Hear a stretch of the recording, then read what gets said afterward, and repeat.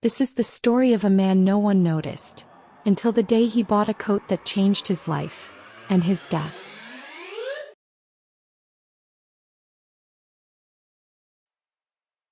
On cold Petersburg mornings, in the dim and narrow offices of the state departments, hundreds of clerks went about their work. Among them there was one man whom almost no one noticed, Akaky Akakievich. His duty was painfully simple. He copied documents by hand, letter after letter, without adding or changing a single word. That was his entire life. His colleagues never respected him. They mocked his name, played cruel jokes at his expense. And whenever they did, his only reply was the same: "Leave me alone, I'm busy with my work." And so he faded back into silence, into the shadows of his desk. For years nothing changed. But time wore him down, just as it had worn down the old overcoat he carried through Petersburg's bitter winds. At first he patched and repaired it. But one day the tailor told him the truth. It could no longer be saved. A new overcoat was his only option. From that moment, Akaky's world shifted. The thought of a new coat became his purpose, his hope. With his tiny salary it was almost impossible. But he began to save. He cut back on food, lived in the dark, denied himself every comfort. For months he scraped together every kopeck. At last, the tailor Petrovich produced for him a brand new overcoat. Heavy, warm, shining in the Petersburg winter. It was more than a garment. It was dignity, status, life itself. The day he wore it to work, something extraordinary happened. His colleagues, who had ignored him for years, suddenly treated him with respect. They even organized a small celebration in his honor. For the first time in his life, Akaky felt seen.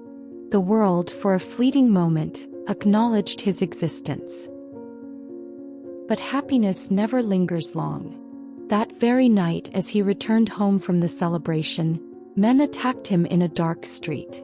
They tore the coat from his shoulders and disappeared into the night.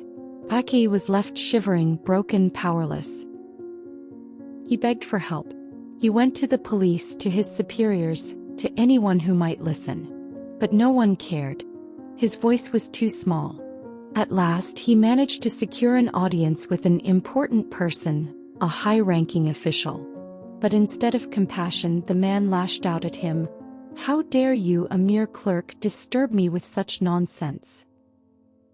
That moment shattered what little hope Akaky had left.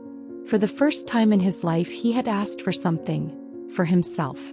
And the world had not only denied him but humiliated him. Soon after he fell ill. Fever and weakness consumed him. Within days he was gone.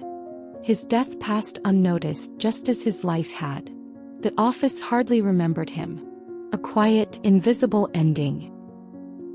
But Gogol does not stop there. Soon, strange rumors spread across Petersburg. A ghost was said to wander the streets at night, snatching overcoats from passers-by. The ghost of Akaky Akakievich. The man who had been invisible in life was, in death, impossible to ignore.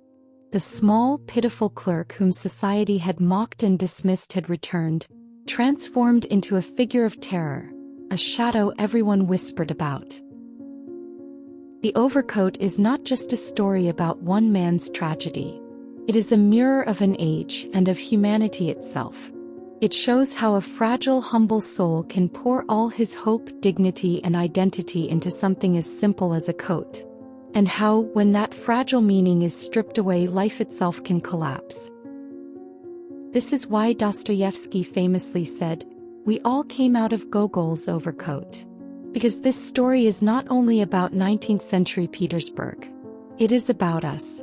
About the way society ignores the invisible, and how even the smallest possession can be the only thread that holds a life together. And Gogol leaves us with a question that still echoes. If a man's overcoat is taken from him, what remains?